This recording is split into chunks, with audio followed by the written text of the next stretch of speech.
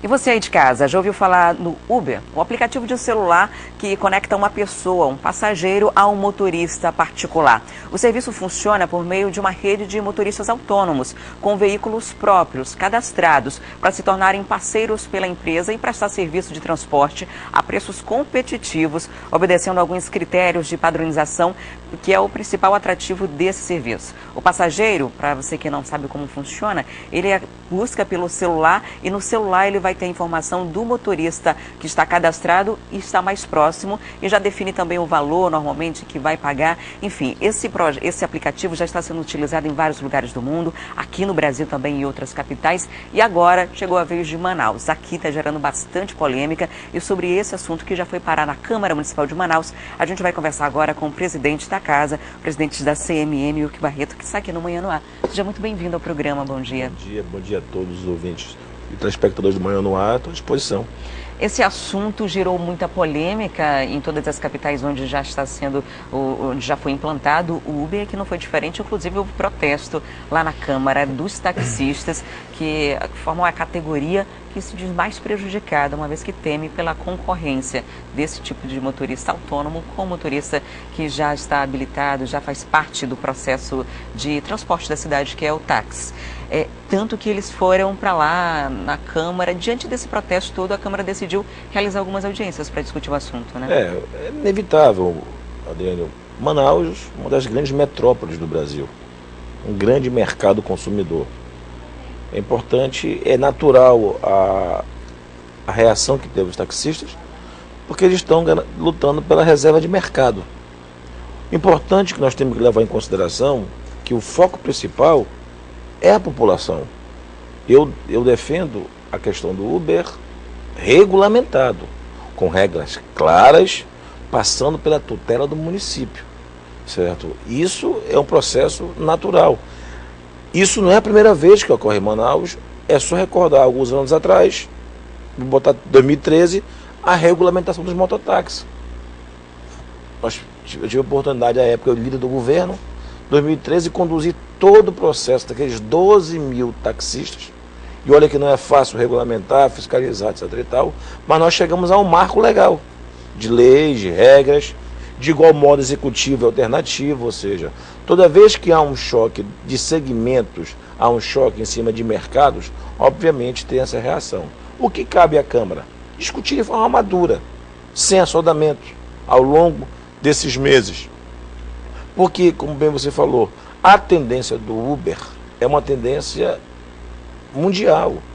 Chega à grande capital Manaus, maior capital do norte, só que, no meu ver, não pode chegar sem ter regras claras, certo?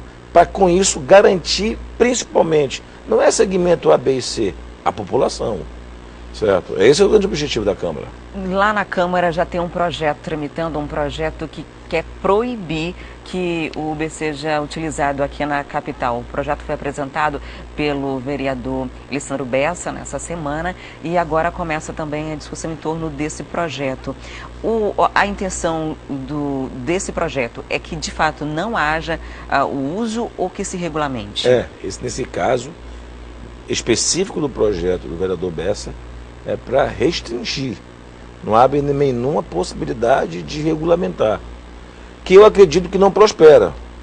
Eu acredito que o que caminha, o que eu sinto na Câmara é que eu vejo uma tendência à regulamentação, regras claras.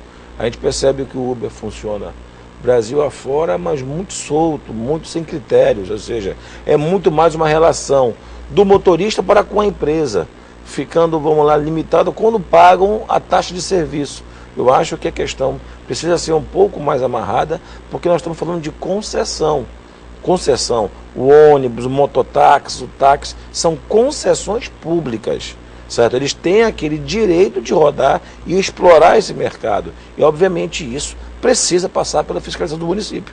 No caso dos taxistas, eles têm o carteirão, que é o documento para poder circular, eles pagam por isso, pagam também, tem que definir, já tem uma tarifa definida, então eles cobram de acordo com o quilômetro rodado e já tem também a bandeira que é fixada pelo município.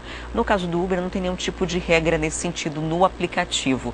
A regulamentação seria uma nova categoria de taxistas, assim, a prefeitura teria que determinar, por exemplo, o valor que seria cobrado, ele seguiria o aplicativo? Como funcionaria uma regulamentação de um trabalho como esse que acaba gerando muita polêmica, porque é algo muito parecido com o serviço de táxi? É isso, vamos lá, é isso que vai ser o grande amola-mestre da discussão. É inegável, o sistema de táxi ele é regulado pelo município. Regras claras, impostos, taxas.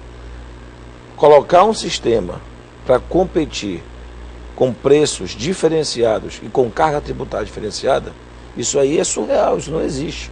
Não existe nenhuma empresa que consiga. Tanto é que o mundo discute hoje qualquer tipo de subsídio, certo?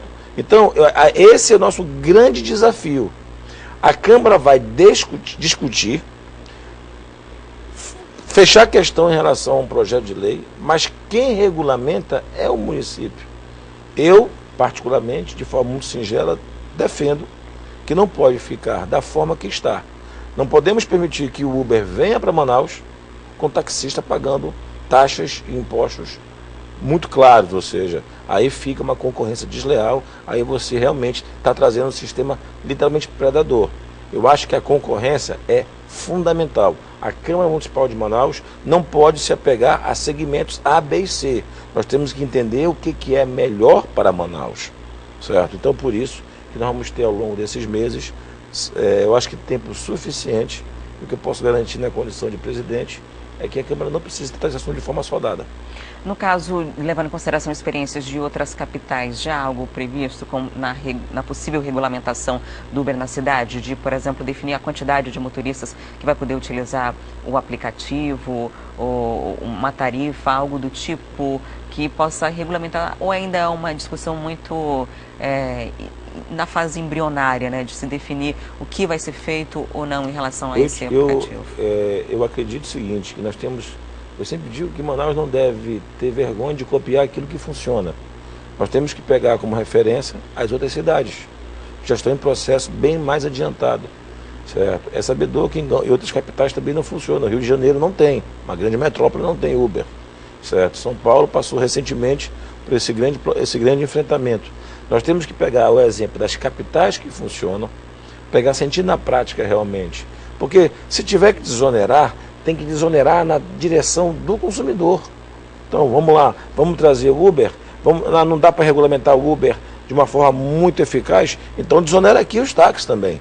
O que a gente tem que realmente, o Estado, o município tem que buscar é tentar o máximo do equilíbrio. A questão da mão invisível, que por si só se regulamenta dessa forma, eu não acredito. Então eu acredito que nós temos que olhar para as outras capitais, que já estão em processo bem adiantado do Uber em pleno funcionamento, ver seus erros, pegar os seus acertos, ou seja, para nós trazermos para Manaus um modelo bem próximo do ideal.